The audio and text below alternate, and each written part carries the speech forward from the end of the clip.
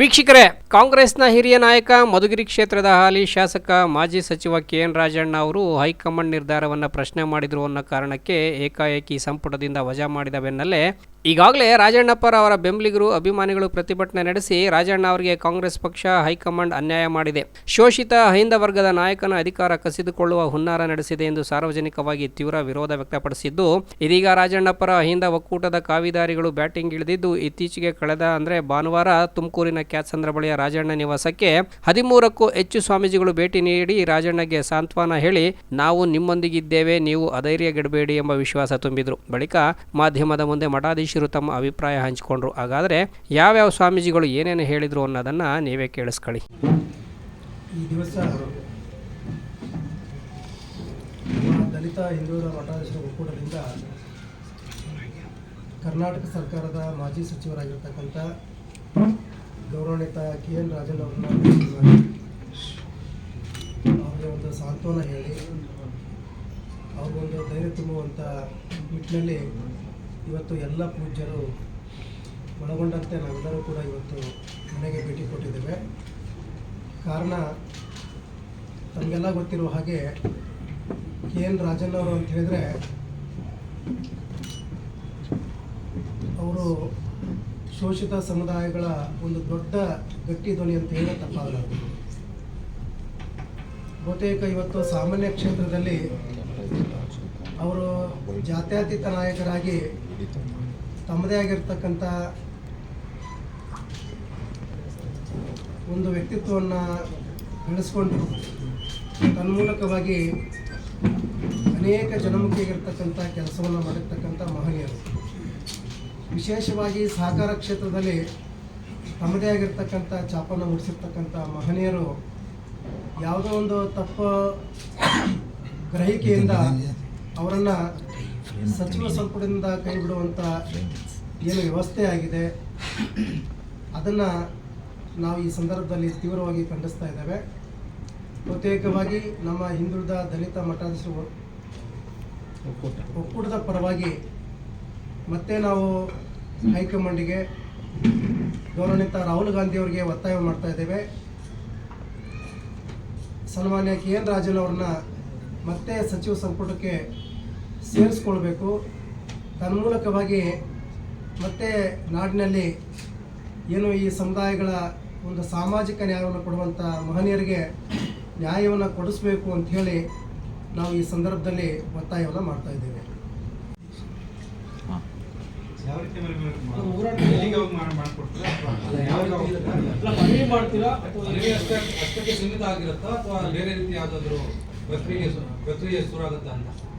ಹೋರಾಟ ಅಂತಂದ್ರೆ ನಿಮ್ ದೃಷ್ಟಿಯಲ್ಲಿ ಏನು?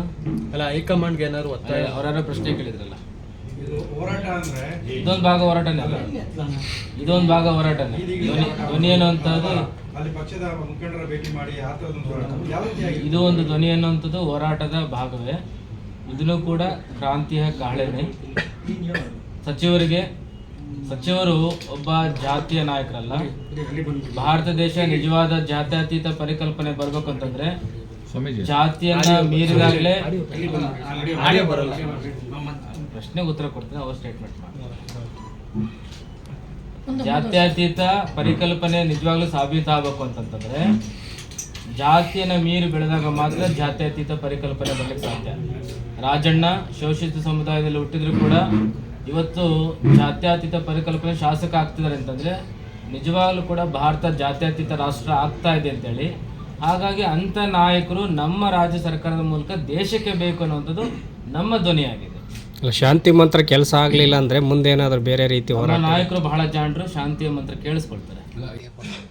ಇವತ್ತು ಕರ್ನಾಟಕ ರಾಜ್ಯದಲ್ಲಿ ಹಿಂದುಳಿದ ದಲಿತರ ಒಂದು ದೊಡ್ಡ ಶಕ್ತಿಯಾಗಿರುವಂತಹ ಮಾಜಿ ಸಚಿವರಾಗಿರುವಂಥ KN ರಾಜಣ್ಣನವರನ್ನು ಸಚಿವ ಸಂಪುಟದಿಂದ ಕೈಬಿಟ್ಟಿರುವಂಥ ವಿಚಾರ ಇಡೀ ರಾಜ್ಯದ ಜನತೆಗೆ, ಶೋಷಿತರಿಗೆ, ಹಿಂದುಳಿದ ಸಮುದಾಯಗಳಿಗೆ, ದಲಿತ ಸಮುದಾಯಗಳಿಗೆ ಅತ್ಯಂತ ಆಘಾತಕಾರಿಯಾಗಿರುವಂಥ ವಿಚಾರ. ನಾವೆಲ್ಲರೂ ಕೂಡ ಹಿಂದುಳಿದ ದಲಿತ ಮಠಾಧೀಶರು ಅವರನ್ನು ಭೇಟಿ ಮಾಡಿ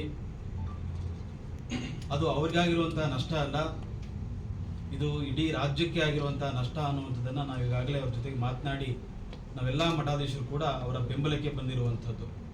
ಕಾರಣ ಇಷ್ಟೇ, ಒಂದು ರಾಜ್ಯ ಸರ್ಕಾರದಲ್ಲಿ ಅತ್ಯಂತ ಹಿಂದುಳಿದಿರುವಂತಹ ಸಮುದಾಯದ ಒಬ್ಬ ಮುಖಂಡ ರಾಜಕೀಯವಾಗಿ ಎತ್ತರಕ್ಕೆ ಬೆಳೆದಂಥ ಸಂದರ್ಭದಲ್ಲಿ ಅವರಿಗೆ ಅವಕಾಶನ ಕೊಡ್ಬೋದಿತ್ತು, ಕಾರಣ ಕೇಳಿ ಅವಕಾಶಗಳನ್ನ ಕೊಡ್ಬೋದಿತ್ತು.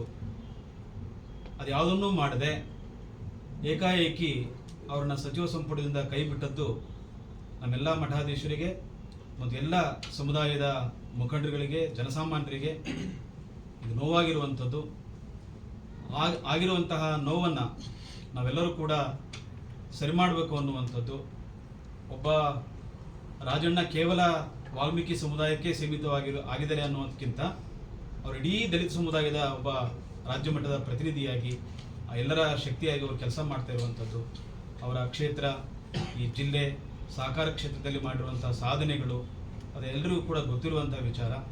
ಸೊ ಇದನ್ನು ಪಕ್ಷದ ಹೈಕಮಾಂಡ್ನವರು ಏನಿವತ್ತು ರಾಹುಲ್ ಗಾಂಧಿಯವರು, ಮಲ್ಲಿಕಾರ್ಜುನ ಖರ್ಗೆ ಅವರು, ಸನ್ಮಾನ್ಯ ಮುಖ್ಯಮಂತ್ರಿಗಳು ಎಲ್ಲರೂ ಕೂಡ ಈ ಒಂದು ವಿಚಾರವನ್ನು ಭಾಳ ಗಂಭೀರವಾಗಿ ತೆಗೆದುಕೊಂಡು ಅವರನ್ನು ಸಚಿವ ಸಂಪುಟಕ್ಕೆ ವಾಪಸ್ ಕರೆತರುವಂಥ, ಅವರನ್ನು ವಾಪಸ್ ಸೇರಿಸ್ಕೊಳ್ಳುವಂಥ ಒಂದು ಪ್ರಯತ್ನ ಆಗಲಿ ಅಂತ ಹೇಳಿನೇ ಇವತ್ತೆಲ್ಲ ನಾವು ದಲಿತ ಹಿಂದುಳಿದ ಮಠಾಧೀಶರ ಒಕ್ಕೂಟ ಅವರ ಬೆಂಬಲಕ್ಕೆ ಬಂದಿರುವಂಥದ್ದು. ನಾವು ಮುಂದೆ ಹೈಕಮಾಂಡ್ನ ಭೇಟಿ ಮಾಡಿ, ಮುಖ್ಯಮಂತ್ರಿಗಳನ್ನ ಭೇಟಿ ಮಾಡಿ, ಮಲ್ಲಿಕಾರ್ಜುನ ಖರ್ಗೆ ಅವ್ರನ್ನ ಭೇಟಿ ಮಾಡಿ ಅವ್ರಿಗಾಗಿರುವಂಥ ನಷ್ಟವನ್ನು, ಈ ಸಮುದಾಯಗಳಿಗಾಗಿರುವಂಥ ನಷ್ಟವನ್ನು ತುಂಬಿಕೊಡ್ಬೇಕು ಹಾಗೆ ಅಂಥೇಳಿ ನಾವೆಲ್ಲರೂ ಕೂಡ ಒಗ್ಗಟ್ಟಾಗಿ ಹೇಳುವಂಥ ಹಿನ್ನೆಲೆ ಒಳಗೆ ನಾವು ಇವತ್ತು ರಾಜಣ್ಣವ್ರನ್ನ ಭೇಟಿ ಮಾಡಲಿಕ್ಕೆ ಬಂದಿದ್ದೀವಿ. ಇದು ಆಗಬಾರ್ದಾಗಿತ್ತು. ರಾಜಣ್ಣವರು ಸಚಿವ ಸಂಪುಟಕ್ಕೆ ಮತ್ತೆ ಸೇರ್ಪಡೆಗೊಳ್ಳಿ, ಈ ಎಲ್ಲ ಸಮುದಾಯಗಳಿಗೆ ಒಂದು ರಾಜಕೀಯ ಸ್ಥಾನಮಾನ ಕೊಟ್ಟಿರುವಂಥ ಹಿನ್ನೆಲೆ ಒಳಗಡೆ ಅವರಿಗೆ ಒಂದು ಸಾಮಾಜಿಕ ನ್ಯಾಯವನ್ನು ಎತ್ತಿಡಿಯುವಲ್ಲಿ ಕಾಂಗ್ರೆಸ್ ಪಕ್ಷ ಮುಂದಾಗಬೇಕು ಅನ್ನುವಂಥ ಮಾತನ್ನಷ್ಟೇ ಈ ಸಂದರ್ಭದಲ್ಲಿ ಹೇಳಲಿಕ್ಕೆ ಬಯಸ್ತೀವಿ. ಒಬ್ರಿಗೊಂದು ನ್ಯಾಯ ಮಾಡಬಾರ್ದು. ರಾಜಣ್ಣ ತಪ್ಪು ಮಾಡಿದರೆ ಏನು ತಪ್ಪು ಮಾಡಿದ್ದಾರೆ ಅಂತೇಳಿ ಅವರು ಕೇಳಬೇಕಿತ್ತು, ಕಾಲಾವಕಾಶ ಕೊಡಬೇಕಿತ್ತು. ಕಾಲಾವಕಾಶನೇ ಕೊಟ್ಟಿಲ್ಲ. ಒಂದು ಆತುರದ ತೀರ್ಮಾನ ಎಷ್ಟು ದೊಡ್ಡ ಸಮಸ್ಯೆ ಮಾಡಿದೆ ಅಂತ ಹೇಳಿದ್ರೆ, ಇಡೀ ರಾಜ್ಯದ ಜನರು ಇವತ್ತು ಕೇವಲ ವಾಲ್ಮೀಕಿ ಸಮುದಾಯ ಅಷ್ಟೇ ಅಲ್ಲ, ಎಲ್ಲ ಹಿಂದುಳಿದ ಸಮುದಾಯಗಳು, ದಲಿತ ಸಮುದಾಯಗಳು, ಬಡವರು ಎಲ್ಲರೂ ಕೂಡ ಇದೊಂದು ಆಘಾತವನ್ನು, ಆ ರೀತಿಯ ಒಂದು ಸಂಕಷ್ಟವನ್ನು ನೋಡಿ ಎಲ್ಲರೂ ಕೂಡ ಗಾಬರಿಯಾಗಿದೆ ಹಾಗೆ ಅಂತೇಳಿ.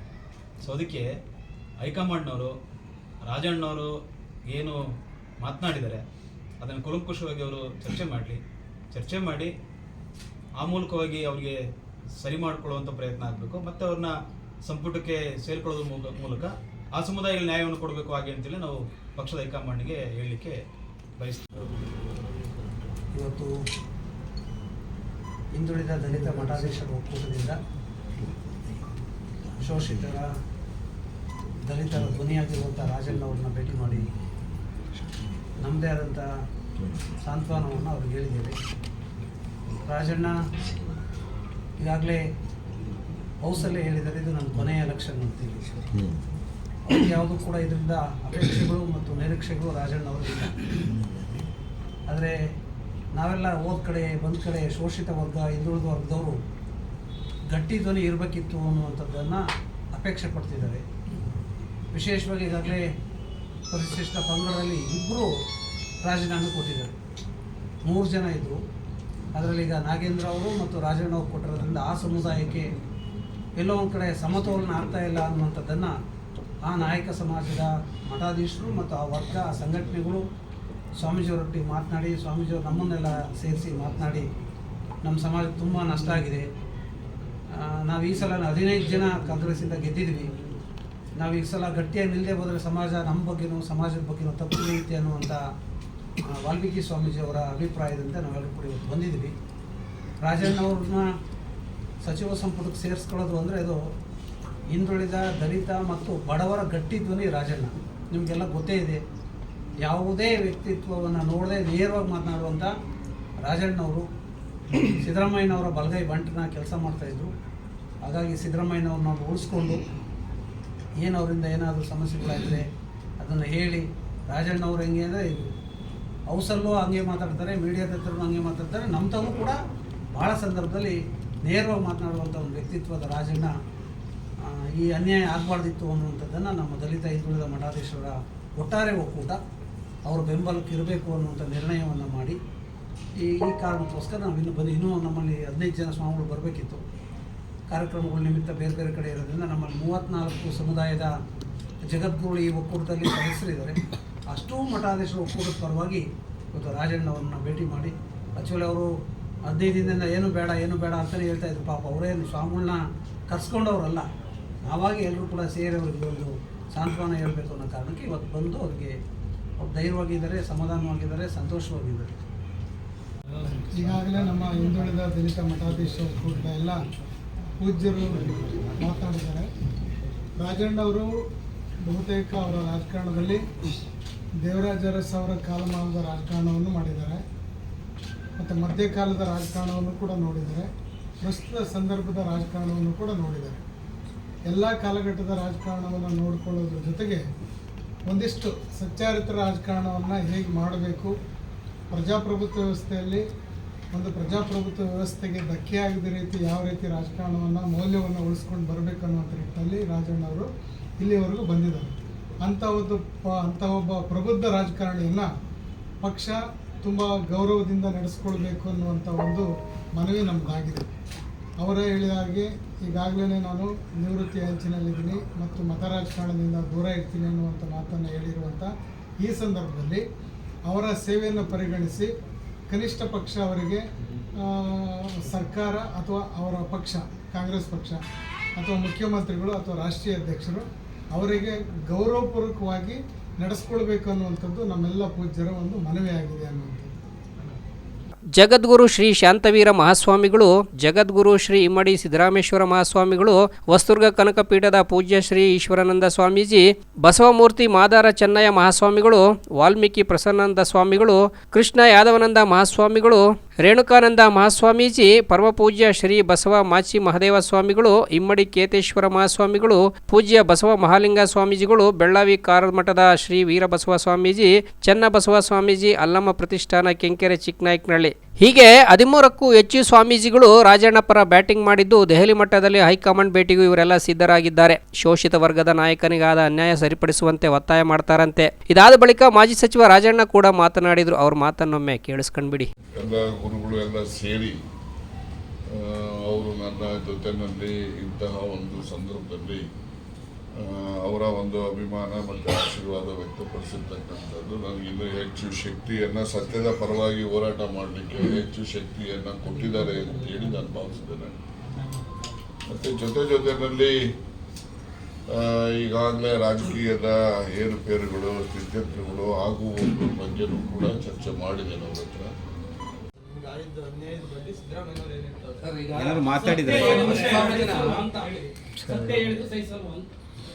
ಅಲ್ಲರಿ ಈಗ ಸತ್ಯ ಹರಿಸನ್ನು ಏನಾಯ್ತು ರೀ, ಮತ್ತು ಅಂತಿಮವಾಗಿ ಏನಾಯ್ತು?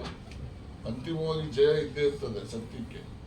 ಅಸತ್ಯಕ್ಕೆ, ಮೋಸಕ್ಕೆ, ಅಪ್ರಾಮಾಣಿಕೆಗೆ ಹತ್ತಿರದಲ್ಲಿ ಅನುಕೂಲ ಇರ್ಬೋದು, ನಾಲ್ಕನೇ ರನ್ನಲ್ಲಿ ಅದಕ್ಕೆ ಆಯಸ್ಸಿರೋದಿಲ್ಲ, ಸತ್ಯಕ್ಕೆ ಆಯಸ್ಸಿರೋದು.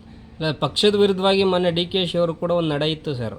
ಅವ್ರು ಏನ್ ಬೇಕಾದ್ರೂ ಹೇಳ್ಬೋದು ಅಂತ ಹೇಳಿದೀನಿ, ಅಲ್ಲ ಅವರಿಗೆ ಒಂದು ನಡೀಬೋದು ಅಂತ ಹೇಳಿದ್ದೀನಿ. ಈಗ ನೋಡಿ, ಕೆಲವು ಜನಕ್ಕೆ ಒಂದೊಂದು ಶಕ್ತಿ ಇರ್ತದೆ, ಒಬ್ಬೊಬ್ರಿಗೆ ಒಂದೊಂದು ಶಕ್ತಿ ಇದೆ. ನಾವು ಸತ್ಯ ಹೇಳಿ ಅರಗಿಸ್ಕೊಳ್ಳೋ ಶಕ್ತಿ ನಮಗಿಲ್ಲ. ಅವರು ಏನು ಹೇಳಿದ್ರು ಕೂಡ ಅರಗಿಸ್ಕೊಳ್ಳೋ ಶಕ್ತಿ ಇರ್ತದೆ, ಹೇಳಿರ್ತಾರೆ. ಅದಕ್ಕೆ ನಾನೇನು ಕಾಮೆಂಟ್ ಮಾಡಕ್ ಹೋಗೋದಿಲ್ಲ. It is this capacity. ಅದು ಜನ ತೀರ್ಮಾನ ಮಾಡ್ತಾರೆ. ಏರುಪೇರುಗಳು ಆಗ್ತವೆ. ಕೆಲವೊಮ್ಮೆ ಸತ್ಯಕ್ಕೆ ಕೆಲವೊಮ್ಮೆ ತಾತ್ಕಾಲಿಕವಾಗಿ ಹಿನ್ನಡೆ ಆಗ್ಬೋದು, ಆದರೆ ಲಾಂಗ್ ರೇಂಜಿಂಗ್ ಎಫೆಕ್ಟ್ ಅಂತ ಹೇಳಿದ್ರೆ ಅದಕ್ಕೆ ಯಶಸ್ಸಿರುತ್ತೆ ಅಂತಕ್ಕಂಥದ್ದನ್ನು ನಂಬಿರ್ತಕ್ಕಂಥವ್ರು ನಾನು. ಆದ್ದರಿಂದ ನಾನು ಅಧಿಕಾರ ಹೋದಾಕ್ಷಣಕ್ಕೆ ನನಗೇನು ಯಾವುದೇ ರೀತಿಯ ಅಸಮಾಧಾನ ಆಗಲಿ ಮತ್ತು ಅಧಿಕಾರ ಕಳ್ಕೊಂಡಂತಹ ಯಾವುದೇ ರೀತಿಯ ಚಿಂತೆ ಆಗಲಿ ನನ್ನಲ್ಲಿ ಇಲ್ಲ ಅಂತಕ್ಕಂಥದ್ದು. ನಾನು ಈ ರಾಜ್ಯದ ಜಿಲ್ಲೆಯ ರೈತರ ಮತ್ತು ಯಾರೆಲ್ಲ ಅಸಹಾಯಕರಿರ್ತಾರೆ, ದುರ್ಬಲರಿರ್ತಾರೆ, ಹಿಂದುಳಿದವರು ಇರ್ಬೋದು ಮತ್ತು ಮುಂದುವರೆದವರು ಇರ್ಬೋದು, ಯಾರೇ ಇರ್ಬೋದು, ಎಲ್ಲ ಜಾತಿನಲ್ಲೂ ಕೂಡ ಬಡವರು ಇರ್ತಾರೆ. ಆ ಬಡವ್ರ ಪರವಾಗಿ ಧ್ವನಿಯನ್ನು ಎತ್ತಕ್ಕಂಥದ್ದು ಅವರ ಒಂದು ಏಳಿಗೆಗೆ ಶ್ರಮವನ್ನು ವಹಿಸ್ತಕ್ಕಂಥ ಕೆಲಸವನ್ನು ನಿರಂತರವಾಗಿ ಮುಂದಿನ ದಿನಮಾನಗಳಲ್ಲೂ ಕೂಡ ಮಾಡ್ತಾರೆ. Wanted to make it very very clear. ಇಲ್ಲಪ್ಪ ನಡಿ ಅವ್ರು ತಿಂದು ಕೊಡ್ತಾರೆ. I wanted to make it very very clear. I will not leave the Congress party. I will not join any other party. Why should I join? Lifetime. Congress has given me everything. ಗೊತ್ತಾಯ್ತಾ? ನಾನು 2004ರಲ್ಲಿ ನಾನು MLC sitting member ಇದ್ದೆ. ನನಗೆ ನೀನು ನಿಲ್ಲೋದು ಬೇಡ ಅಂತೇಳಿ ನಾನೇ ನಿಲ್ತಾ ಇರಲಿಲ್ಲ. ನನಗೆ ಟಿಕೆಟನ್ನು ಕೊಡೋವಂಥದ್ದನ್ನು ತಪ್ಪಿಸಿ ಆಗ ಉಗ್ರಪ್ಪನವ್ರಿಗೆ ಕೊಟ್ಟರು. ಅದನ್ನು ಪ್ರತಿಭಟನೆ ಮಾಡಿ ನಾನು ಆಗ ಕಾಂಗ್ರೆಸ್ಸಿಗೆ ಈ ಜಿಲ್ಲೆನಲ್ಲಿ ಬುದ್ಧಿ ಕಲಿಸ್ಬೇಕು ಅಂತ ಹೋದ ಪ್ರಯುಕ್ತನೇ JDS 9 ಗೆದ್ದಿದ್ದು, ಕಾಂಗ್ರೆಸ್ 1 ಗೆದ್ದಿದ್ದು. ಇನ್ನು ಮುಂದೆ ಯಾವುದೇ ಕಾರಣಕ್ಕೆ ನಾನು ಕಾಂಗ್ರೆಸ್ ಪಕ್ಷ ಬಿಡೋದು ಅಂಶನೂ ಇಲ್ಲ, ಬೇರೆ ಯಾವುದೇ ಪಕ್ಷಕ್ಕೂ ಕೂಡ ಸೇರ್ತಕ್ಕಂಥದ್ದು ಅವಶ್ಯಕತೆ ನನಗೆ. ಕೇಳಿಸ್ಕೊಂಡ್ರ ರಾಜಣ್ಣ ಅವ್ರ ಮಾತು. ಸ್ವಾಮೀಜಿಗಳ ಈ ನೈತಿಕ ಬೆಂಬಲ ನನಗೆ ಮತ್ತಷ್ಟು ಹೋರಾಟಕ್ಕೆ ಶಕ್ತಿ ಬಂದಂತಾಗಿದೆ. ಜೊತೆಗೆ ಸತ್ಯಕ್ಕೆ ಆರಂಭದಲ್ಲಿ ಹಿನ್ನಡೆಯಾಗೋದು ಸಹಜ. ಸತ್ಯ ಹರಿಶ್ಚಂದ್ರನಿಗೆ ಆರಂಭದಲ್ಲಿ ಏನಾಯಿತು, ಕೊನೆಗೆ ನ್ಯಾಯ ಉಳಿಯಿತು ಅಲ್ವಾ? ನಂದು ಅದೇ ಸ್ಥಿತಿ ಎಂದ್ರಲ್ಲದೆ ನಾನು ಕಾಂಗ್ರೆಸ್ ಬಿಟ್ಟು ಯಾವ ಪಕ್ಷಕ್ಕೂ ಹೋಗಲ್ಲ ಅನ್ನೋದನ್ನು ಕಡ್ಡಿ ತುಂಡು ಮಾಡ್ದಂಗೆ ಹೇಳಿಬಿಟ್ರು.